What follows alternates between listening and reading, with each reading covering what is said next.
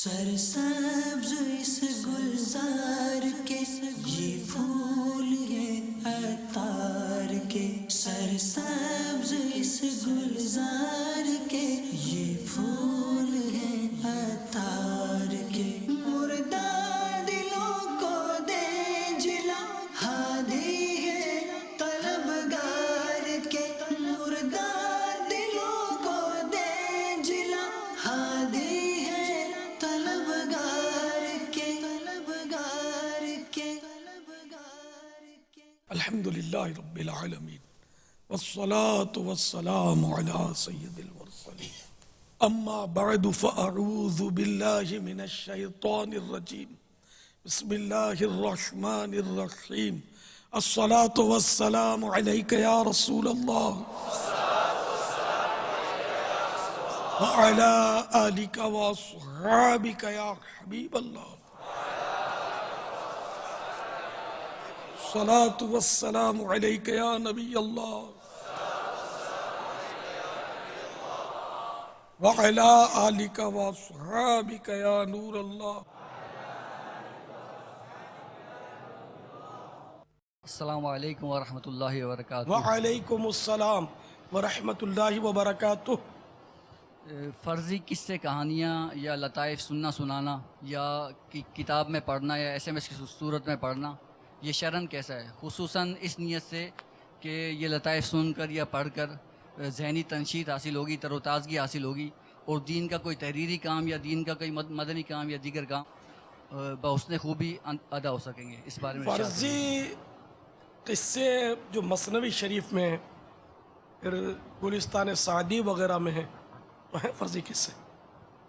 اس طرح کے پوچھنا چاہتے ہیں یا کیا؟ مطلب ایک تو یہ کہ مذاق میں جھوٹ، ہنسی مذاق کے طور پر جو چٹکلے ہیں یہ تو ناجائز ہیں، یہ تو نہیں چلیں گے۔ اب مثنوی شریف میں جو ہیں وہ تو اب ظاہر ہے کہ یہ خود علماء تھے، اور صاحب مثنوی شریف کو ایک جگہ فتح رضویہ شریف میں نے پڑھا تھا، عارف باللہ لکھا اعلی حضرت نے مولانا رومی رحمۃ اللہ تعالی علیہ کو۔ تو انہوں نے جو بھی لکھا ہے یہ ہنسانے کے لیے نہیں لکھا، انہوں نے عبرت اس کے تحت سبق دیا ہے، درس دیا ہے۔ تو وہ قصے تو بہار شریعت میں بھی ان کی اجازت تو لکھی ہوئی ہے کہ درس کے لیے، سبق کے لیے۔ باقی تفریحاً جیسا آپ فرما رہے ہیں تو اس کے علاوہ کیا کوئی تفریح کی صورت ہے ہی نہیں۔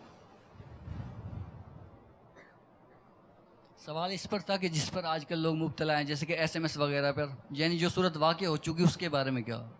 یعنی اس نیت سے کوئی پڑھے نا، یعنی جس نے ماضی میں پڑھ لیا تو اس کا کیا حکم ہے آئندہ پڑھنے کے بارے میں؟ تو سچا واقعہ ہے اس کی دوسری صورت ہے، واقعہ غلط ہے اور محض ہنسانے کے لیے گڑا ہے، تو اس کی تو وعید موجود ہے نا کہ جو لوگوں کو ہنسانے کے لیے جھوٹ بولے، جہنم کی اتنی گہرائی میں گرے، سوریا اتنی گہرائی، مختلف اس کی روایتیں ہیں نا، تو وہ تو اس میں آ جائے گا کہ جھوٹے چٹکلے جو ہوتے ہیں ہنسانے کے۔ باقی اب ماضی میں کیا، تو یہ تو آپ مجھے بتائیں کہ ماضی میں گناہ ہو گیا تو کیا کرنا چاہیے، آپ لوگ بتائیں۔ التائب من الذنب کمن لا ذنب لہ، گناہ سے توبہ کرنے والا ایسا ہے جیسے گناہ کیا ہی نہیں۔ جہاں تلافی کی صورت ہو تلافی بھی کرنی پڑے گی، توبہ کے شرائط پورے کرے، ندامت بھی ہو، اعتراف بھی ہو، آئندہ نہ کرنے کا عزم بھی ہو، یہ تین رکن ہیں نا توبہ کے۔ السلام علیکم ورحمۃ اللہ وبرکاتہ۔ وعلیکم السلام ورحمۃ اللہ وبرکاتہ۔ بابا جان، بعض اوقات انسان سے گناہ ہوتے ہیں، وہ توبہ کرتا ہے، پھر اس گناہ میں پڑ جاتا ہے، پھر توبہ کرتا ہے، اور یہ سلسلہ یعنی گناہوں کا توبہ اور پھر گناہ کا چلتا ہی رہتا ہے۔ تو پھر ایک وقت ایسا آتا ہے کہ وہ سوچتا ہے کہ شاید میں اس گناہ کو چھوڑ ہی نہیں پاؤں گا، یا ایسا خیال بھی آتا ہے کہ ہو سکتا ہے اللہ ایسا ناراض ہو گیا ہو کہ اب اس کو توبہ کی توفیق نہیں۔ تو ایسے خیالات سے خود کو کس طرح بچایا جا سکے اور گناہوں سے پکی توبہ کس طرح ملے؟ تو یہ تو ہے شیطان کے وسوسے، کیونکہ اللہ تعالیٰ تو توبہ قبول کرے گا، چاہے کوئی 1000 مرتبہ گناہ کرے تو توبہ کرے، ہے نا، اس کی رحمت کے دروازے کھلے ہوئے ہیں, وہ سورج جب مشرق کے بجائے مغرب سے نکلے گا تب دروازہ بند ہوگا توبہ کا. نہیں, اب جو مسلمان ہے وہ مسلمان ہے, جو کافر ہے وہ کافر ہے. اب ایمان معتبر نہیں ہوگا کوئی لائے تو. معنی یہ ہے اس کی تفصیل. جب توبہ کا دروازہ کھلا ہے, اللہ کی رحمت بھی لامحدود ہے, تو یہ مایوسی دلانا یہ کام شیطان کا, مایوسی خود گناہ ہے. اس کی رحمت سے مایوس ہو جانا یہ گناہ ہے, بلکہ اس کو کبیرہ میں کبائر میں شمار کیا نا, اللہ کی رحمت سے مایوس ہونا. اب یہ کہ پکی توبہ کیسے ہو؟ توبہ میں عزم ضروری ہے نا, عزم ترک. گناہ اب نہیں کروں گا, جس گناہ سے توبہ کی, تو اب جب ہر بار یہ عزم ترک کرے گا تو سچا ہوگا یہ عزم میں, تبھی یہ توبہ تام ہوگی, ورنہ توبہ ہی اس کی کچی ہے, پوری ہوگی نہیں توبہ. یہ توبہ کرنا نہیں ہوا کہ میں جیسے داڑھی منڈاتا ہے اور توبہ بھی کرتا ہے کہ میں نے داڑھی منڈا اسے توبہ کرتا ہوں, اور یہ ذہن ہو کہ میں پھر داڑھی منڈاؤں گا تو صحیح, تو یہ تو توبہ نہیں ہے نا, یہ تو مسخرہ پن ہے. اللہ تعالیٰ سے گویا ٹھٹھا کر رہا ہے, مسخری کر رہا ہے. جب پکا عزم ترک ہوگا تو انشاءاللہ استقامت بھی ملے گی, اور اللہ تعالیٰ سے استقامت کی بھی دعا کرتا رہے. بابا کچھ ایسے معاملہ جن کو اپنانے سے توبہ, پکی توبہ حاصل کرنے میں مدد حاصل ہو جائے, اور اس حوالے سے کچھ مدنی پھول اس مل جائے. کی صورتیں تو یہ نا کہ جیسے کہ ایسا ماحول اپنا ہے ایسی. اب بعض گناہ ایسے ہوتے ہیں کہ وہ صحبت کی وجہ سے کرتا ہے, ورنہ نہیں کرتا, تو یہ اس کا علاج ہے کہ اس صحبت کو ترک کر دے. بعض اوقات یہ ہوتا ہے کہ فلاں کی بات سنتا ہوں تو گناہ میں پڑتا ہوں, بعض اوقات فلاں کی صورت دیکھتا ہوں تو گناہ میں پڑتا ہوں. مثلا امرد ہے تو دیکھتا ہوں تو بدنگاہی کر بیٹھتا ہوں, اس سے دور رہے. اچھی صحبت جو ہے نا بہت سارے امراض کا علاج ہے, جو میسر نہیں, اکثر میسر نہیں. وہ نصیب ہو جائے گی تو انشاءاللہ ہم وہ گناہوں سے بچنے میں کافی حد تک کامیاب ہوں گے. مدنی کاموں میں اپنے آپ کو مصروف رکھیں, انشاءاللہ اس طرح بھی بچت کی صورت بنے گی. باپا آپ موبائل استعمال کیوں نہیں فرماتے؟ بہت بری بیماری ہے. میں نے سیکھا ہی نہیں, نہ کمپیوٹر چلانا سیکھا نہ موبائل سیکھا. میں بھی پڑھوں گا تو بچ نہیں سکوں گا. پھر یہ میرا تھوڑا بہت کام ہے وہ بھی پھر اسی کی نظر ہو جائے گا. انہیں یہ اتنا ٹیسٹی ہوتا ہے, مجھے پتا ہے نا کہ مجھے بھی انتظار ہوتا ہے کس کس کا SMS آیا ہے, کس کس کے میل آئی ہے, میں بتاتا ہوں نا, مگر مجھے چلانا نہیں آتا. تو اس طرح بھائی نکال کے بتا دیتے ہیں, ہاں بھائی یوں ہے تو اس کا, تو میں اشارہ کرتا ہوں کہ عمران کا کوئی پیغام آیا کہ نہیں, ان کا آتا رہتا ہے. تو یہ ایسا چسکا ہے. تو جب میں اپنے ہاتھ میں لوں گا اور میں اس کو اوپن کر دوں گا کہ جس کو میسج دینا ہے, تو میرا خیال ہے میرے ایسے 100 الیاس قادری بھی جمع ہو جائیں تو ان کو نبھا نہیں سکیں گے. یہ اتنے پیغامات آنے شروع ہیں. اور بابا یہ چسکا جو سونے گا نہ جاگنے گا. اب چسکا جو فرما رہے نا, سنگاپور کی ایک ادارے کی رپورٹ یہ ہے کہ اگر یہ سوشل ویب سائٹ جو ہیں اگر یہ استعمال کرنے والوں سے یہ لے لیا جائے نا تو یہ ذہنی مریض بن جائیں گے. یہ تو اللہ کا کرم ہے, یعنی کہ جیسے سیکورٹی, اور یہ اس کا ہم کو سائڈ پروفٹ ہے سیکورٹی کا کہ آپ کے پاس موبائل نہیں ہے, اگر آپ خاک میرے ہماری باتیں سنتے ہیں مست ہوتے کیا, کوئی کونے میں بیٹھ کر یوں کر رہا ہوتا. پاپا کل وہ خالد بھائی نہیں بتا رہے تھے UK والے کہ UK میں یوں موبائل تراویح کا بتا رہے تھے کہ تراویح میں چونکہ لمبی قرات ہوتی ہے تو اتنی دیر تک کون نماز میں کھڑا رہے گا نا, تو ہے نا, تو یہ باقاعدہ تراویح کے دوران ہاتھ باندھ کر قیام میں SMS کر رہے ہوتے ہیں. یہ خالد بھائی کل بتا رہے تھے ہمارے UK میں ہو رہا ہے. بہت بری حالت ہے یہ. اس سے خیر میں کہوں جان چھوڑا لو تو ہم مجھے حسن زن قائم نہیں ہو رہا کہ آپ میں سے کوئی کھڑا ہوگا کہ آج سے گیا. بابا ہم کل سے کوشش کریں دور رہنے کی, اس سے دور رہیں. دیکھو جیسے کہ میں آم نہیں کھاتا, تو اکا دکا ایسے ایسے میں ملیں گے جو آم نہیں کھاتے, ہے نا, ایسے ملیں گے آپ کو. لیکن میں موبائل نہیں رکھتا, کوئی ایک بھی نہیں ملے گا. میں اس لیے موبائل نہیں رکھتا کہ الیاس موبائل نہیں رکھتا, اور دیوانگی بھی سہولت ڈھونڈتی ہے. کیا نہیں, سگوڑ. حالانکہ آم چھوڑنا چھوٹی قربانی نہیں, قربانہ ہے یہ بھی, بہت بڑا قربانہ ہے. شوگر کے مریض بھی آپ کو آم کھاتے ملیں گے. آم کا جوس चढ़ाते मिलेंगे शुगर के मरीज, लेकिन ये ना कि फिर भी आम छोड़ देना एक बहुत बड़ी कुर्बाना है, लेकिन मोबाइल फिर भी नहीं छूटता। ये ऐसी मतलब क्या बोलो, ऐसा चढ़ा हुआ है जिसका जब नहीं था तब भी तो आपके काम चल ही रहते, रुक तो नहीं रहा था। मेरा कौन सा काम रुका हुआ है?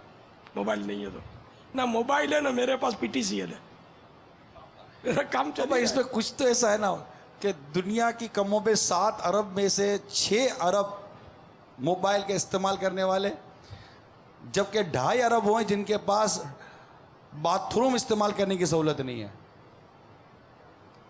यानी दुनिया में से 7 अरब में से 6 अरब हुए हैं जो उनके पास मोबाइल की सहूलत है, लेकिन इस 7 में से 2.5 अरब हुए हैं कि उनके पास बाथरूम की, टॉयलेट की सहूलत नहीं है, मगर उनके पास भी मोबाइल है। ये झुप्पड़पट्टियां जो होती है ना, झुप्पड़ों की, इनके विचारों के क्या मतलब है? मगर मोबाइल होगा। बापा आप आम क्यों नहीं खाते? नहीं, ये सबब पूछे क्यों नहीं खाते, छोड़ने का इरादा है, सबब तो अच्छा, पता नहीं आम- क्यों नहीं आम- खाते। आम मुझे मुआफिक नहीं है, जल्दी प्रॉब्लम पेट का कुछ ऐसा, मतलब मैं दिल तो करता है कि थोड़ा सा जैसे खा लिया, थोड़ा सा खाऊं तो कुछ ना हो। आम से इतना मैं मतलब ये आम का शौकीन था बचपन में। ये छोटी छोटी, जब हम इसको खाखटी बोलते हैं, छोटी केरी जो आती, केरी बोलते हैं ना, छोटी केरी, जब ये कोई गली में कुचली भी देखता मैं तो घर में इतला देता क्या आ गई है, केरी का मौसम आ गया है, मोबाइल लगा कर रहा हूँ तो मैं बोल रहा क्या आ गई केरी। अब आम की गाड़ियाँ खड़ी होती है, मैं बाजू का नज़र हटा लेता हूँ उससे, देखना ही नहीं है, देखूंगा तो इंसानों के गले पड़े मेरे।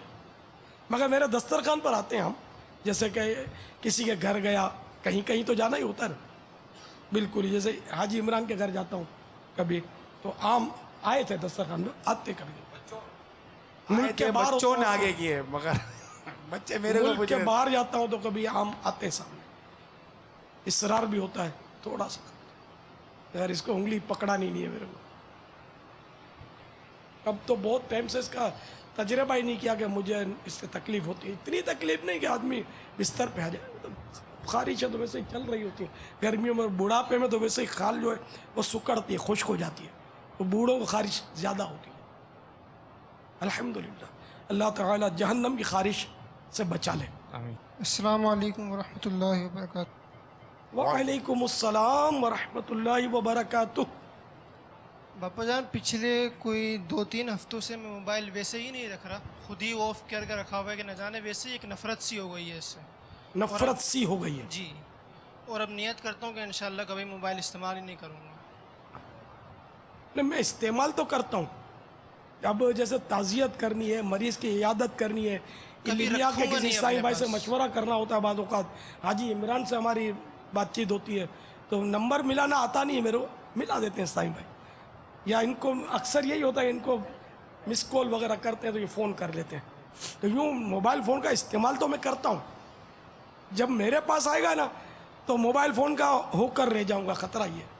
मोबाइल फ़ोन फ़ी नफ्से ही कोई बुरी चीज़ नहीं है, इसके दुरुस्त और गैर दुरुस्त इस्तेमाल पर इन्हिसार है, तो हमारे यहाँ इस्तेमाल इसका ज़्यादातर परेशान कुन है। बापा, बाज़ औक़ात किसी को गलती बताई जाती है तो उसे बुरा लग जाता है, इसका हाल इरशाद फरमा दें। तो खैर, अब इसमें जो इस तरह का जहन है ना, वो इस पर गौर फरमा ले कि जब कोई गलती बताए तो ये अपना मोहसिन होता है या दुश्मन होता है, इस पर देख ले। तो जो गलती बताए वो मोहसिन होता है। हुज्जतुल इस्लाम इमाम गज़ाली अलैहि रहमतुल्लाह अल वाली ने तो यहाँ तक फरमाया कि दुश्मन की तनकीद में से भी अपने काम की बातें निकाल लो, कि वो दोस्त है, वो तनकीद करेगा तो डर डर के करेगा, दुश्मन होगा बेलाग तबसरा करेगा, और अपने उयूब हमें पता चल जाएंगे। और सैयदना फारूक आज़म रज़ी अल्लाह तआला अन्हु का मशहूर कौल है कि मेरा दोस्त वो है जो मुझे मेरे उयूब बताए, हालांकि इनमें और उयूब सैयदना फारूक आज़म जो हक़ व बातिल में फ़र्क करने वाले, आजिज़ी इनकी, तो ये अगर सोचे ना तो वाकई इस आदत को तो निकालना चाहिए। क्या सबसे बड़ा नुकसान ये होगा कि अगर किसी ने आपकी गलती बताई और आप नाराज़ हुए उससे, तो یہ اپنے لیے اصلاح کے دروازے بند کرنے والی بات ہے کہ آئندہ آپ کو سمجھاتے ہوئے لوگ کترائیں گے، تو اس طرح کیا آپ غلطیاں کر کر کے دنیا سے چلے جائیں گے اور مارے جائیں گے آخرت میں. آپ نے، میں تو آپ کے سامنے ہوں، آپ نے دیکھا کہ مجھے جب غلطی بتائی جاتی ہے تو کبھی غصہ آیا ہو، اگر نوٹ کیا ہو تو یہ بھی میں عرض کرتا ہوں میری اصلاح کر دیں. محمد فیاض اتاری، جامعۃ المدینہ. پیارے باپا جان، آپ کی بارگاہ میں سوال عرض ہے کہ کسی شخص کو کیسے معلوم ہو کہ اللہ تبارک و تعالیٰ اس سے راضی ہے یا اس کا فلاں عمل اللہ تعالیٰ کی بارگاہ میں مقبول ہے؟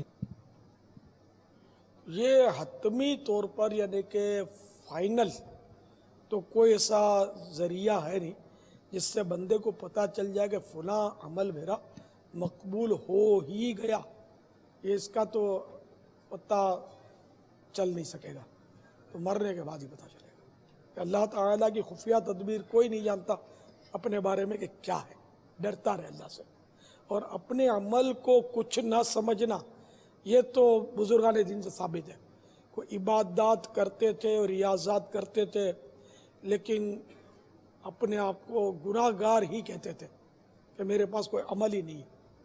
خود سرکار اعلی حضرت رحمۃ اللہ تعالی علیہ ولی کامل تھے، لیکن فرماتے اللہ کی بارگاہ میں رحمت کی بھیک مانگ رہے. گناہ رضا کا ہے ہم گدا کر دیتے ہیں اپنے لیے. گناہ گدا کا حساب کیا، وہ اگرچہ لاکھ سے ہیں سوا، مگر ہے عفو تیرے عفو کا تو حساب ہے نہ شمار ہے. کہیں بھی اعلیٰ حضرت نے یہ نہیں فرمایا کہ میں بہت نیک ہوں یا بہت پہنچا ہوا ہوں. اس طرح بزرگوں سے سب ملتا ہی نہیں کہ وہ اپنے آپ کو کہیں کہ ہم نیک ہیں، گناہ گار ہی کہتے تھے. اور اس طرح عاجزی کے طور پر نیک بندے کا اپنے آپ کو گناہ گار کہنا یہ بھی عبادت ہے. یعنی یہ جھوٹ وہ ہے جس میں جو عبادت ہے ثواب ملتا ہے. واللہ تعالی اعلم ورسولہ اعلم عز وجل وصلی اللہ تعالی علیہ وآلہ وسلم. صلو علی الحبیب صلی اللہ تعالی علی محمد. السلام علیکم ورحمۃ اللہ وبرکاتہ. وعلیکم السلام ورحمۃ اللہ وبرکاتہ.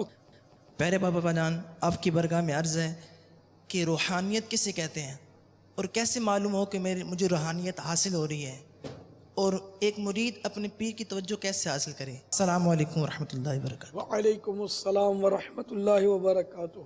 خیر، یہ روحانیت کے بارے میں کئی بار سوال ہوا ہے، تو میں بھی بچپن سے سنتا آ رہا ہوں کہ روحانیت، لیکن کہیں کوئی کتاب میں میں نے ڈیفینیشن کوئی پڑھی ہو یہ کچھ یاد نہیں پڑتا کہ روحانیت کیا ہے.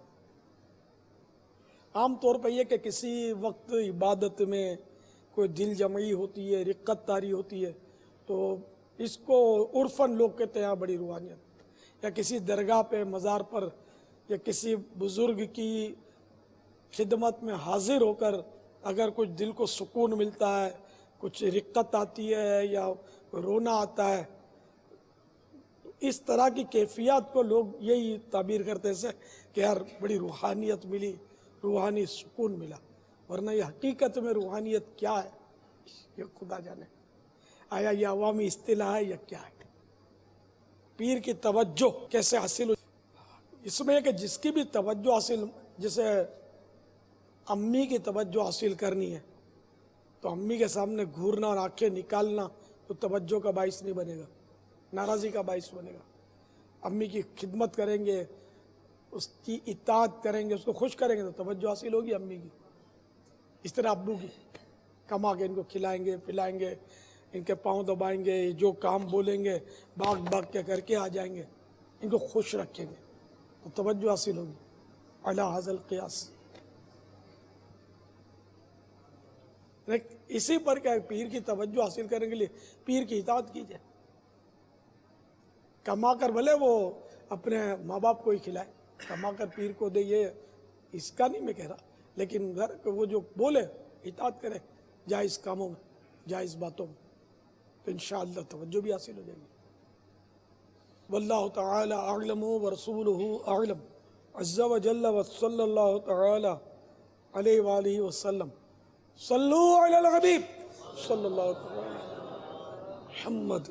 آپ سے سوال یہ ہے کہ خالی جمعے کا روزہ رکھنا کیسا؟ کہتے ہیں کہ جمعے کے ساتھ جمعرات یا ہفتہ کا روزہ رکھنا ضروری ہے، تو اس کی وضاحت فرما دیجیے. جمعہ کا روزہ اس لیے رکھنا کہ یہ جمعہ ہے، اس اہتمام کے ساتھ روزہ رکھنا تو مکروہ تنزیہ، گناہ نہیں ہے مگر اچھا بھی نہیں ہے. اور اگر اس لیے نہیں رکھا کہ جمعہ اس لیے رکھ رہا ہوں، ویسے جمعے کا روزہ رکھا یا کوئی شب برات 15 شعبان آ گئی جیسے تو اس لیے رکھا صرف جمعے کا، تو یوں کراہت اس میں پھر نہیں ہے. تو آپ لوگ جمعے کا جو طلبہ رکھتے ہیں بعض، تو وہ اس لیے رکھتے ہیں کہ چھٹی ہوتی ہے، سہولت ہوتی ہے، تو یوں رکھ لیتے ہیں. جمعہ ہے اسی لیے رکھتے ہیں جمعہ کی حیثیت سے، تو اس لیے نہیں. ان کو اتوار کی چھٹی ہو جائے تو اتوار کو رکھا کریں گے، ہے نا. تو یوں کراہت کی وجہ نہ رہی. فیضان سنت جلد اول صفحہ اوپر سے 577. سرکار مدینہ قرار قلب و سینہ فیض گنجینہ صلی اللہ تعالی علیہ وآلہ وسلم کا فرمان باقرینہ ہے، جس نے جمعہ کا روزہ رکھا تو اللہ عز و جل اسے آخرت کے 10 دنوں کے برابر اجر عطا فرمائے گا، اور ان کی تعداد ایام دنیا کی طرح نہیں ہے. جب اسلامی بھائیوں، آخرت کا ایک دن دنیا کے 1000 برس کے برابر ہے. یعنی جمعہ کو روزہ رکھنے والے کو 10,000 سال کے روزوں کا ثواب ملتا ہے. خصوصیت کے ساتھ تنہا جمعہ یا صرف ہفتے کا روزہ رکھنا مکروہ تنزیہ ہے. ہاں اگر کسی مخصوص تاریخ کو جمعہ یا ہفتہ آ گیا تو تنہا جمعہ یا ہفتے کا روزہ رکھنے میں کراہت نہیں. میں پوری زندگی آپ کے ساتھ پاپا جی رہوں گا، پوری زندگی میں آپ کے قدموں میں رہوں گا. میں اپنا بادشاہ ہوں تو میرا یہ زندگی جو ہے نا آپ کے قدموں میں گزر جائے گا. بس میری یہ وقف مدینہ. ہاں میں آپ کے قدموں میں مر جاؤں بس. اللہ آپ کو حیاتی دے، تندرستی دے، عافیت نصیب فرمائے. سرور کائنات، شاہ موجودات، محبوب رب الارض والسماوات صلی اللہ تعالی علیہ وآلہ وسلم کا فرمان رحمت نشان ہے. قیامت کے روز اللہ عز و جل کے عرش کے سوا کوئی سایہ نہیں ہوگا. 3 شخص اللہ عز و جل کے عرش کے سائے میں ہوں گے. عرض کی گئی یا رسول اللہ وہ کون لوگ ہوں گے؟ ارشاد فرمایا، نمبر 1 وہ شخص جو میرے امتی کی پریشانی دور کرے. نمبر 2 میری سنت کو زندہ کرنے والا. نمبر 3 مجھ پر کثرت سے درود شریف پڑھنے والا. صلو علی الحبیب صلی اللہ تعالی علی محمد. حضرت سیدنا ابو الدرداء رضی اللہ تعالی عنہ کا بیان ہے کہ میں نے انبیاء کے تاجدار شاہ ابرار، دو عالم کے مالک و مختار صلی اللہ تعالی علیہ وآلہ وسلم کو فرماتے سنا ہے، بروز قیامت ایک ایسے مالدار شخص کو لایا جائے گا جس نے اللہ عز و جل کی فرما برداری میں زندگی بسر کی ہوگی. پل صراط پار کرتے ہوئے اس کا مال اس کے سامنے ہوگا. جب وہ لڑکھڑانے لگے گا تو اس کا مال کہے گا چلتے جاؤ، کیونکہ تم نے مجھ سے متعلق اللہ عز و جل کا حق ادا کر دیا ہے. پھر ایک اور مالدار کو لایا جائے گا جس نے دنیا میں اپنے مال میں اللہ عز و جل کا حق ادا نہیں کیا ہوگا. اس کا مال اس کے دونوں کندھوں کے درمیان ہوگا. وہ شخص جب پل صراط پر لڑ کھڑائے گا تو اس کا مال اس سے کہے گا تو برباد ہو، تو نے مجھ سے اللہ عز و جل کا حق کیوں ادا نہیں کیا. بس وہ اسی طرح ہلاکت و بربادی کو پکارتا رہے گا. صلو علی الحبیب صلی اللہ تعالی علی محمد.